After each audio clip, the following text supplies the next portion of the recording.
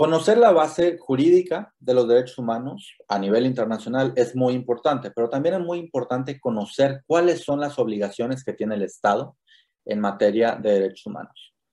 Lo más importante es que el Estado tiene una obligación primaria respecto de estos derechos y en ese sentido el derecho internacional ha reconocido que existen tres obligaciones básicas de los Estados. La primera de ellas es la obligación de respetar los derechos. La obligación de respeto implica que el Estado mismo no violente o no afecte los derechos de las personas que están en su territorio o bajo su jurisdicción. Es muy importante entender esta diferencia entre territorio y jurisdicción. Territorio es obviamente el espacio en donde el Estado ejerce su potestad, ejerce su gobierno. La jurisdicción en general tiene esa misma situación donde el Estado ejerce su soberanía, pero que también puede en ciertas circunstancias incluir espacios más allá de ese mero espacio territorial. Esa obligación de respeto es una obligación básica y lo observamos particularmente cuando hablamos de los derechos civiles y políticos. Una segunda obligación es la obligación de protección. La obligación de protección implica que el Estado debe tomar medidas para prevenir que actores no estatales generen impactos adversos en los derechos humanos. El caso de Honduras es muy particular porque fue el que de hecho abrió esta ruta o esta conversación a nivel internacional a través de la famosa sentencia Velázquez Rodríguez contra Honduras de los años 80. Esto implica que el Estado debe tomar medidas de diferentes tipos, legislativas, reglamentarias, de política pública y de regulación, para evitar que actores no estatales generen esas afectaciones. Y esos actores no estatales obviamente incluyen a las empresas.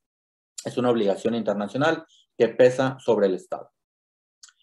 La tercera obligación es la obligación de garantía. Y la obligación de garantía tiene algunas peculiaridades.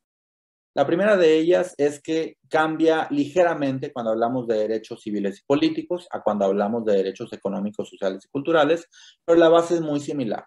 Y es que el Estado tome las medidas proactivas necesarias para asegurar que se respeten los derechos y se protejan los derechos en su ámbito territorial o en su jurisdicción. Pensamos otra vez en la cuestión normativa, pensamos en las políticas públicas, pensamos incluso en medidas de apoyo que el Estado puede tomar, pero cuando hablamos de derechos económicos, sociales, culturales, vemos además que existen otras dos subobligaciones, de proveer, por lo menos, y de promover los derechos. Proveer los derechos implica que cuando una persona no pueda acceder a algún derecho económico, social o cultural, es el Estado el responsable de brindarlo a esa persona directamente.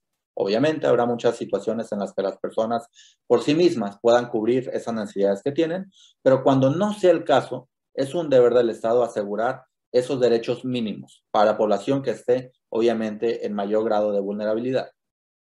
Y la de promoción implica particularmente un deber activo de difundir, de dar a conocer y sobre todo de asegurarse que en la acción del Estado esté presente ese elemento de derechos humanos. Sea una acción económica, sea una acción política, sea una acción de seguridad. Es un elemento fundamental y esas obligaciones en conjunto de respeto, protección y garantía son las bases mínimas que se espera de la actuación del Estado en este contexto.